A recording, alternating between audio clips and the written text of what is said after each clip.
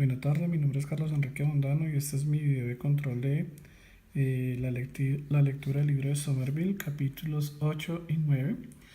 Y les voy a hablar sobre todo lo que tiene que ver sobre las pruebas de software, una actividad importante en todos nuestros proyectos de diseño, análisis y diseño e implementación o desarrollo de proyectos de software, así mismo como todo el proceso de evolución y mantenimiento del software. El capítulo 8 trata sobre todo lo que son las pruebas de software. Básicamente lo que nos indica este capítulo es del por qué debemos realizar las pruebas de software y eh, nos ambienta de cuáles son las diferentes etapas o ciclos y las diferentes metodologías que nos llevan a validar la funcionalidad de nuestro software desarrollado. Básicamente, ¿qué buscan las pruebas de software?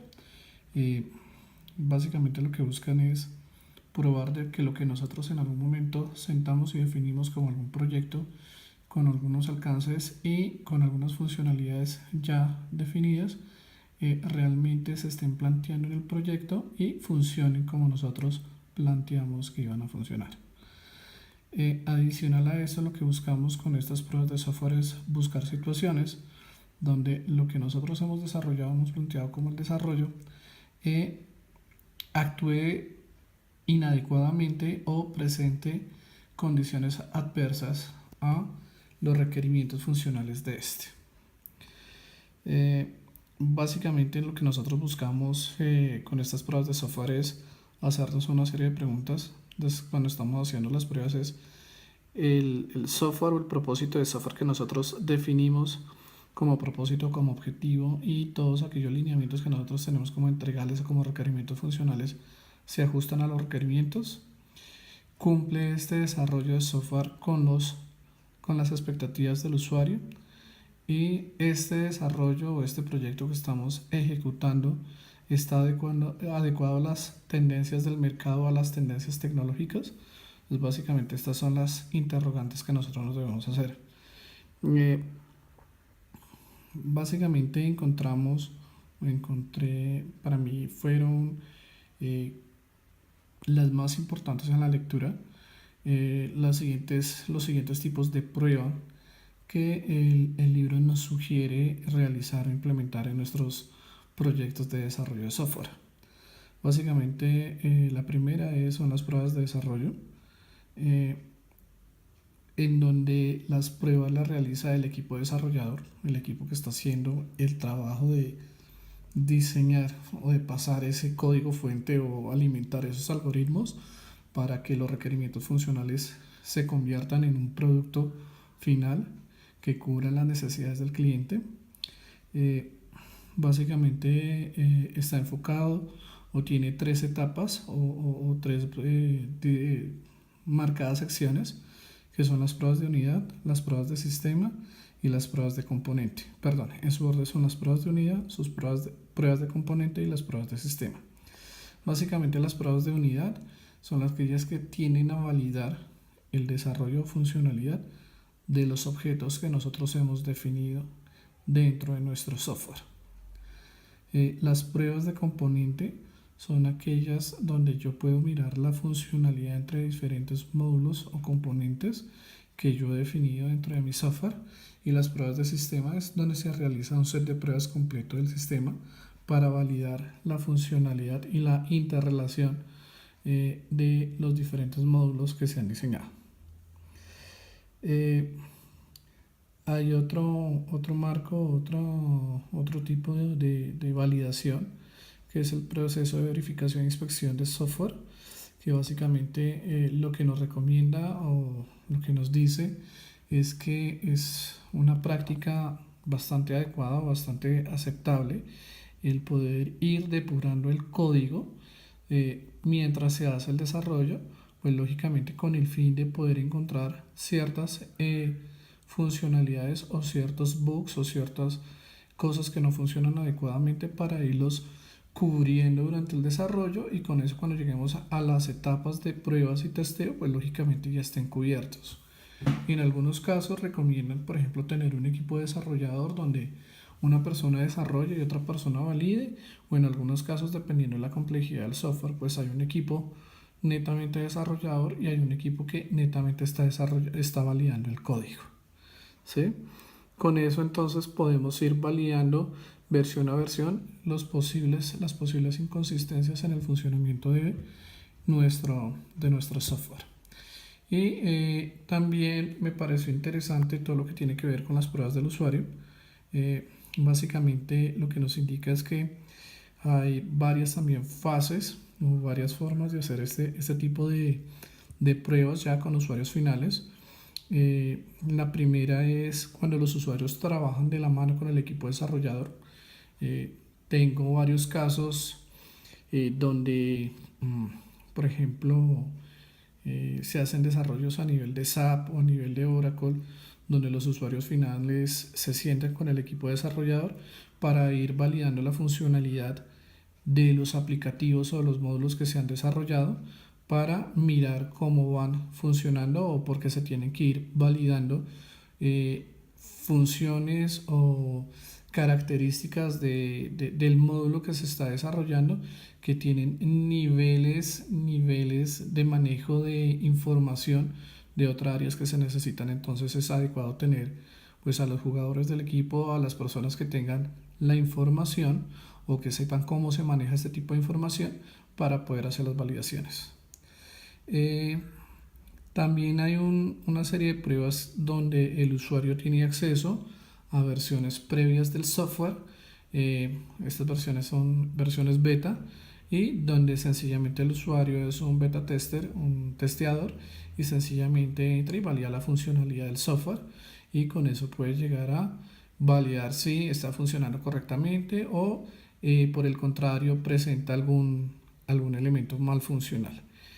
Y es el caso, por ejemplo, es muy común encontrar este tipo de pruebas cuando se desarrollan sistemas operativos. Es el caso de Microsoft, es el caso de Red Hat, es el caso de muchas empresas que cuando están desarrollando sus sistemas operativos, su software, sencillamente lanzan versiones beta a un grupo de usuarios, a una comunidad muy experta que tiene experiencia en hacer este tipo de pruebas para poder hacer las validaciones funcionales y obtener esa retroalimentación del usuario final para ver qué se puede mejorar o qué posibles errores se pueden encontrar en el programa.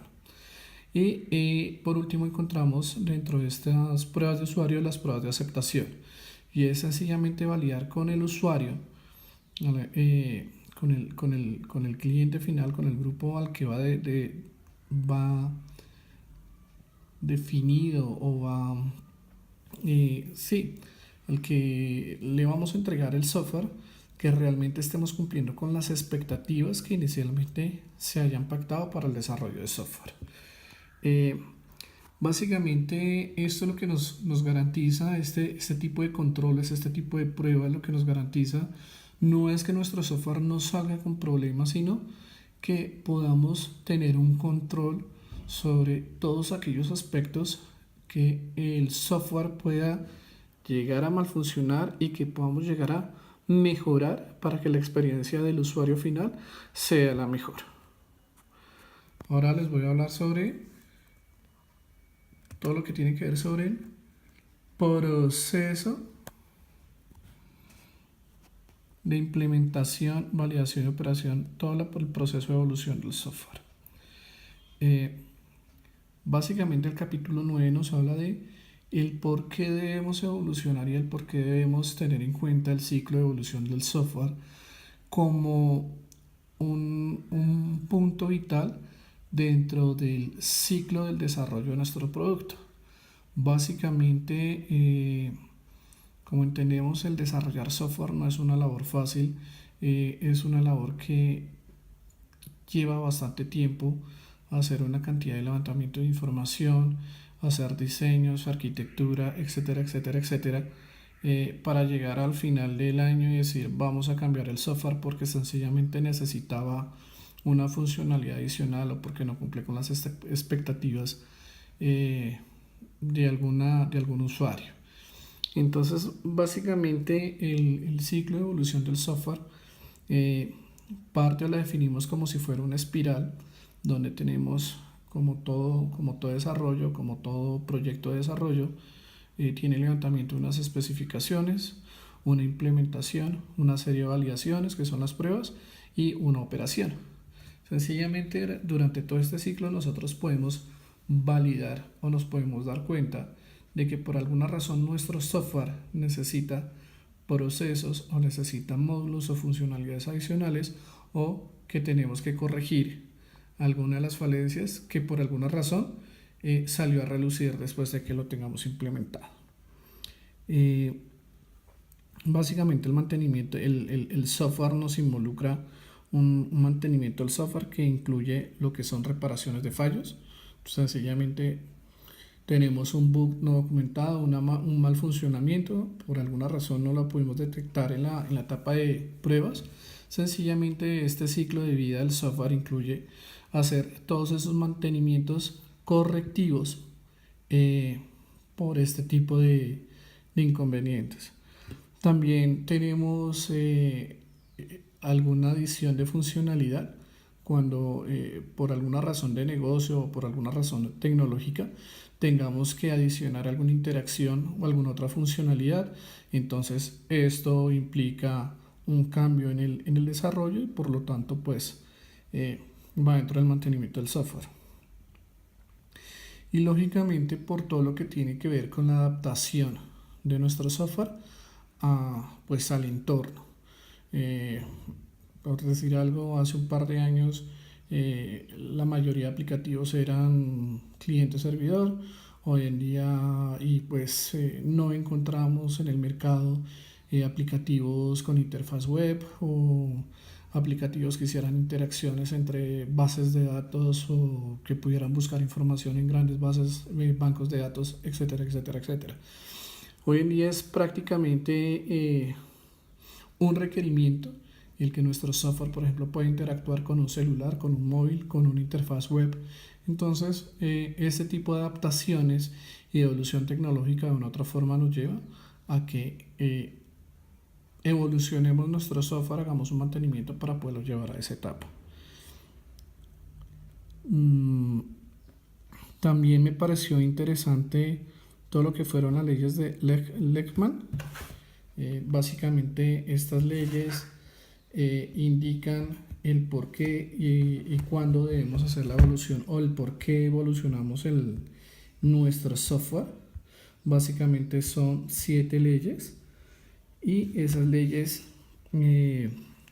básicamente lo que nos indican es lo siguiente. La primera ley nos habla de un cambio continuo y es básicamente lo que nos indica es que todo sistema vive en una dinámica y que por tal razón el ser dinámico y constante, en constante cambio, eso mismo hace que deba evolucionar y se deba mantener. Una complejidad, todo nuestro software tiene una complejidad y lógicamente a medida que nosotros vayamos sumando recursos que acceden a este software, nuestra empresa o el cliente final sea más grande, pues lógicamente va a ser más complejo ese software que vamos a requerir. Básicamente nos habla de la evolución de los sistemas de acuerdo a su complejidad o a su tamaño, a la estabilidad organizacional. Básicamente lo que nos dice esta regla es que el software, independientemente de la organización, de una u otra forma va a tener un ciclo natural de evolución. Nos habla de una ley de la conservación de la familiaridad.